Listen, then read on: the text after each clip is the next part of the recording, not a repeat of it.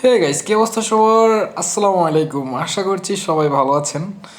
তো দীর্ঘদিন আমি ভিডিও আপলোড দিতে পারি নাই আমার চ্যানেলে একটা কমিউনিটি গাইডলাইন আসার কারণে। তো আজকে একটা টিকটকের ভাইরাল ইফেক্টের ভিডিও নিয়ে কথা বলবো। এই যে এই ইফেক্টটা দেখেন আপনারা।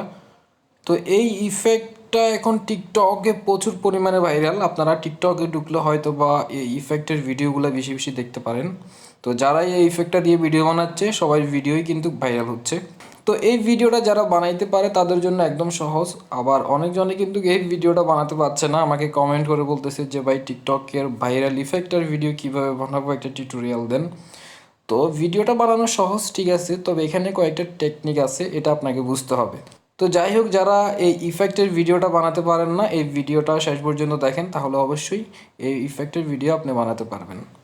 তো আপনি যদি ফর ইউতে এই ইফেক্টটা খুঁজে না পান তাহলে সার্চ বারে যাবেন, সার্চ বারে গিয়ে এখানে লিখবেন এই মাঙ্গা, এটা লিখে সার্চ করবেন, তাহলে ইফেক্টটা চলে আসবে।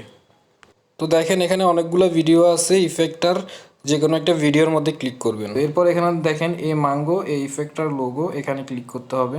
তো দেখেন এই ইফেক্টটা দিয়ে কিন্তু লাখ লাখ ভিডিও বানানো হয়েছে, আমি সংখ্যায় হিসাব করতে পারতেছি না কত লাখ হবে, মানে অসংখ্য মানুষের এই ইফেক্টটা দিয়ে ভিডিও বানাইছে। তো যাই হোক, আমরা ভিডিও বানানোর জন্য ইউজ দিস ইফেক্টে ক্লিক করব।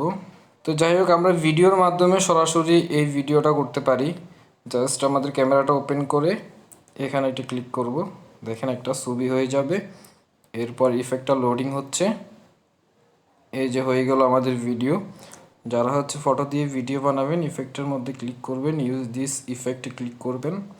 ওকে, একটু ওয়েট করার পর ইফেক্টটা চলে আসবে। এরপর এখানে দেখেন আপনারা ফটো দিয়ে ভিডিও বানানোর জন্য এখানে প্লাস অপশনটার মধ্যে ক্লিক করতে হবে, তাহলে আমাদের গ্যালারিতে নিয়ে আসবে। তো আমরা যে ফটোটা দিয়ে ভিডিও বানাবো সেই ফটোটা এখানে সিলেক্ট করব। ওকে, আমি আমার একটা ফটো সিলেক্ট করে দিলাম, দেখেন লোডিং হচ্ছে।